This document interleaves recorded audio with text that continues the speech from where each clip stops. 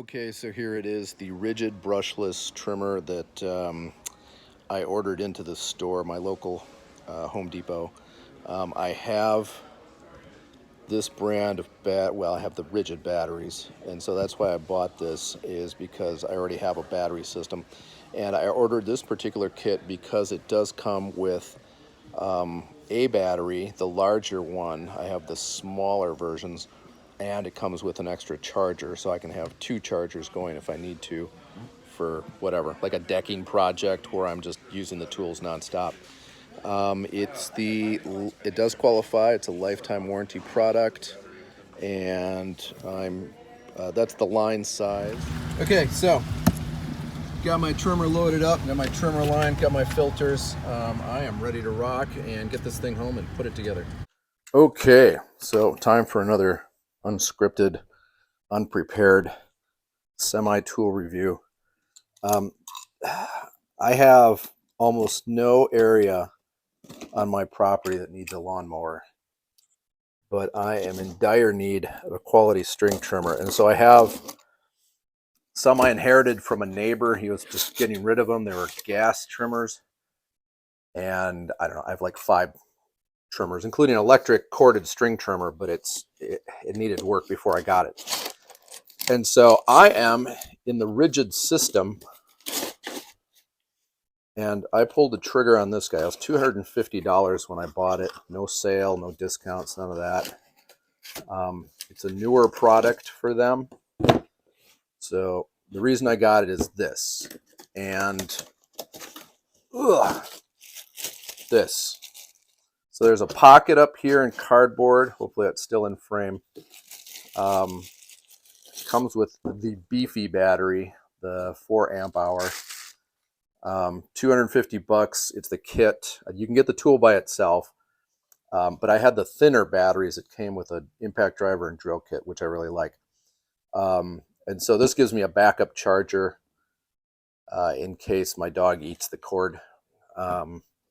So that's that. It does have the lifetime service agreement. So here's the thing. You will get batteries from these guys forever, Ridgid and Home Depot and whoever. You register that serial number for this. There is a serial number here for this. There's going to be one on the tool. Register these guys. If this 3-4 years from now, this stops working and you get a new one, find that serial number and re-register it for the lifetime service agreement. Otherwise, when that one goes bad, if you didn't register it, they'll say, well, you get 3 years, but after that, you're on your own. So remember, when you get new components, register those new serial numbers. So register those serial numbers. There, I said it a bunch. So that's the top. There's some cardboard. Oops. That's a cap protector. All right, I have to pull this out. So that's how it comes out. A little sticky. So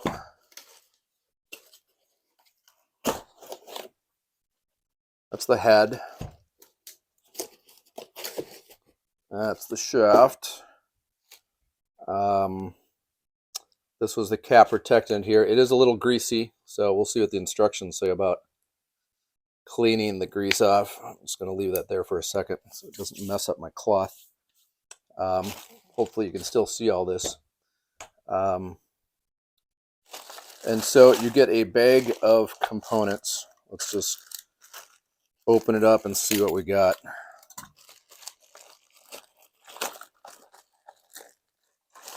So there appears to be, I'm going to assume, a handle that goes probably on this guy.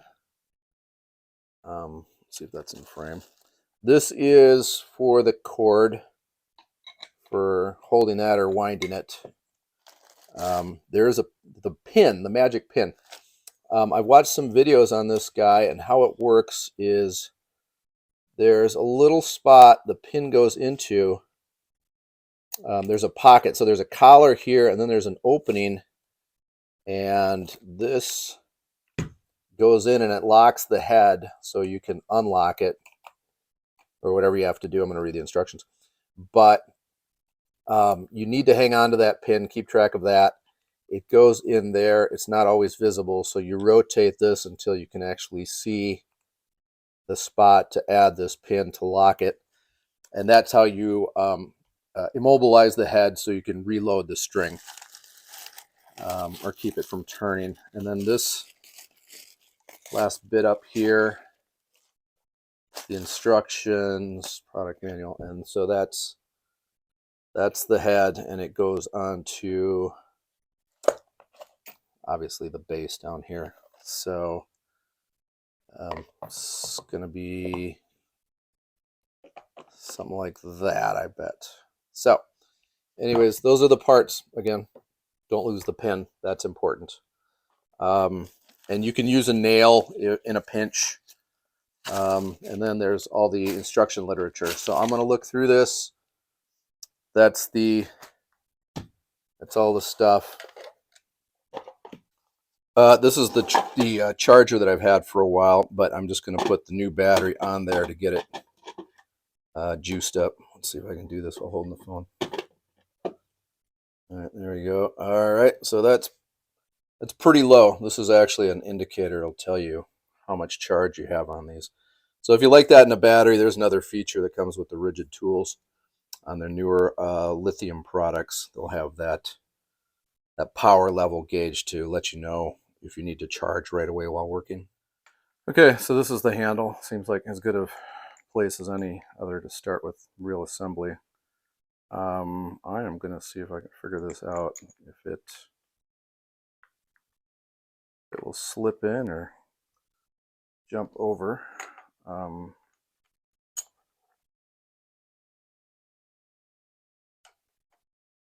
right, so yeah, it's pretty snug fit, but it just kind of swings over, and then you put the wing nut back on.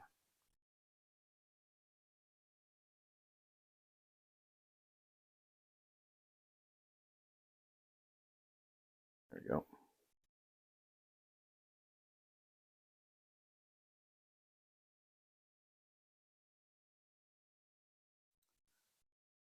Okay, so this is going to go here, but first you have to take off the screw here.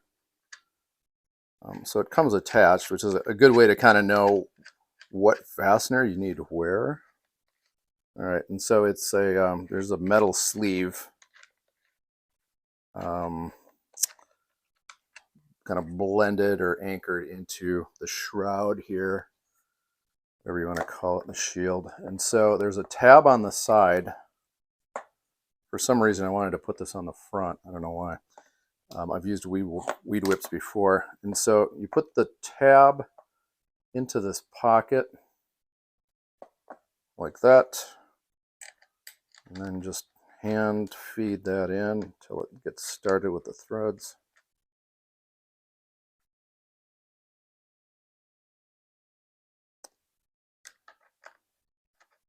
It is a hex shape, so you could use a drill with the right socket. I might even have a toolkit that has that, or just a regular slotted screwdriver will do the trick. Nothing fancy. All right, so that's in position. That's ready to go. Okay, so there's this cap that comes installed like this. It's just a shipping cap. It's a protective thing. So you press the silver nub down, this guy right here, it's like a little button. You push it down, and then that allows the cap to slide off. And then let's see, it looks like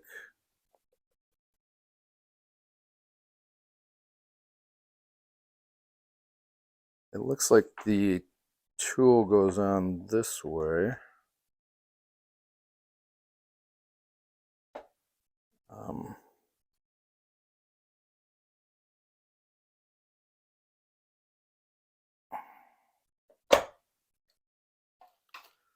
So it's on there. There's a couple of holes here, and I'm not sure if that's supposed to do anything. I guess if you wanted to, I don't know, you drill through there and then you put a bolt and lock it on forever. I guess that's an option. But the pin is in there, and then you tighten up. It has there's these two ears right here, and then there's a bolt. And so you just twist this, and then it tightens up and grabs on and locks on. So now you've got a quick release. So if you need to break this in half to put it in your car or something like that, or on your bike, I guess, nowadays.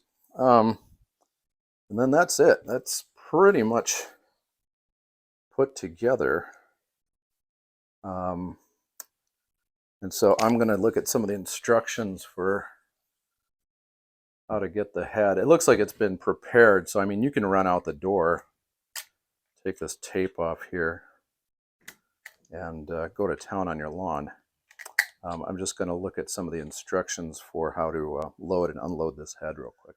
Okay, since it's loaded, I mean, there's other videos about loading this thing that are short and pretty quick because it's actually really easy apparently. But I am going to show you that there's this collar right here that runs along the top. And so it will turn with the head.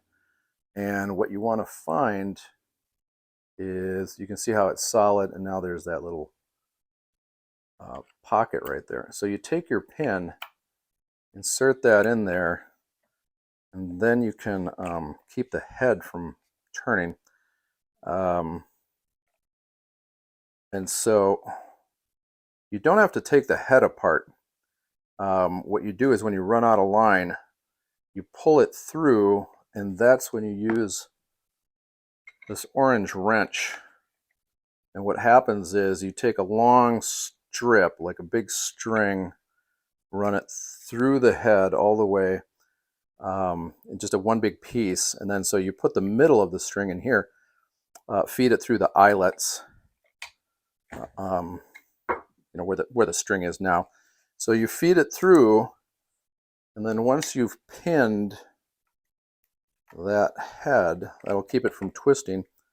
Then what you do is you just twist this clockwise, and it ratchets the string until you have it where you need it to be. And then you're loaded, and then that's it. So I think that's it. There's nothing left to do but maybe take it outside and give it a test drive. I'm going to pull the tape off here. You know how it works to remove tape. And then there's some tape here to keep the strings from pulling in. So I'm just going to remove all that stuff and get it ready to use. There's a blade here, and it's covered with masking tape because it's probably pretty sharp. You just remove the tape. There's some screws here that hold it in position. So if you ever wreck it or bend it, or just need to take it off and sharpen it, it's just a couple of Phillips screws. But those are already attached. And as I mentioned earlier, there's line already loaded. With the string, the tape on here, it's pretty easy just to tear it off apparently.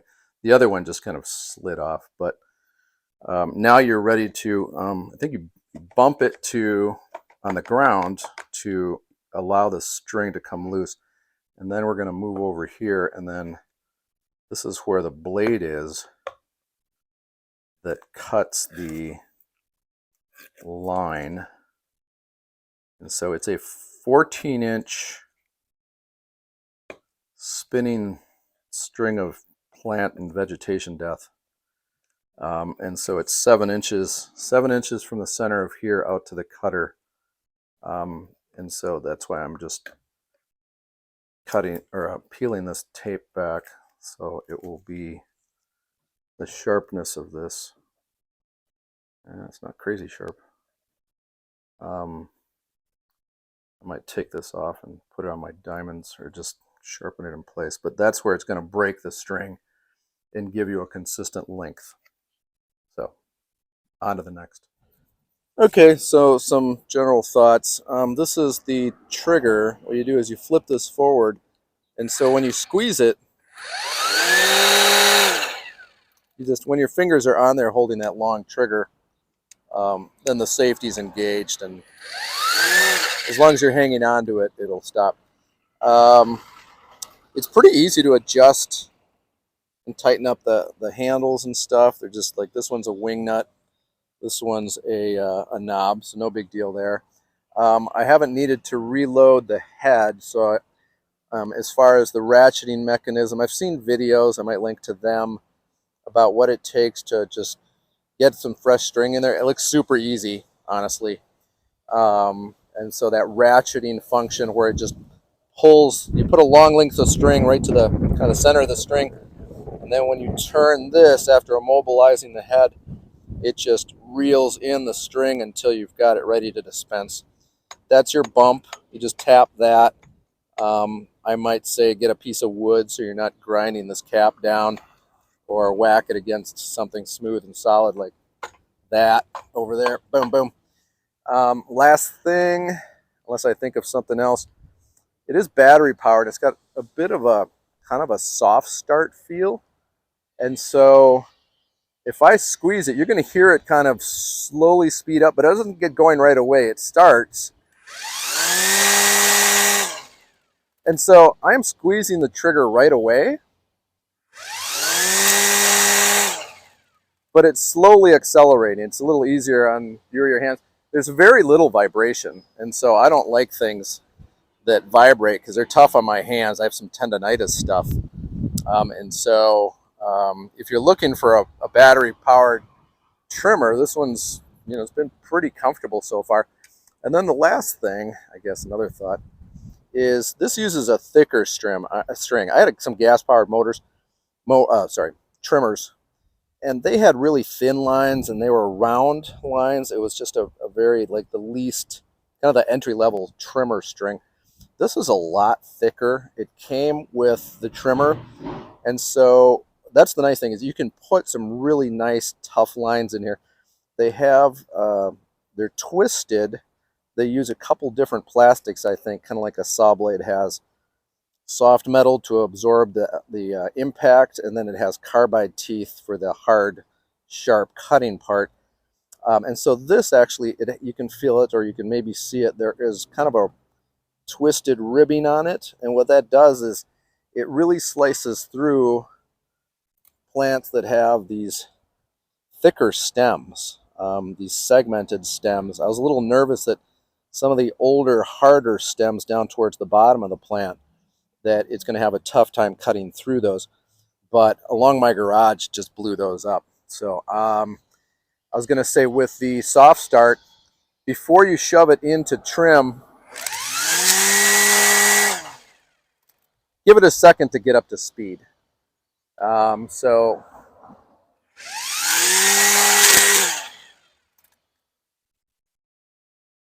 don't tip it in right away. Let it get going.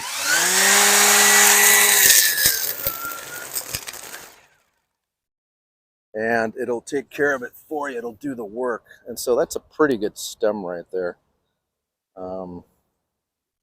It's almost as big as my pinky, maybe. About half as big as my finger. So again, I'm pretty happy with it. I am impressed with the performance so far, and I would recommend it. So hope this helps you.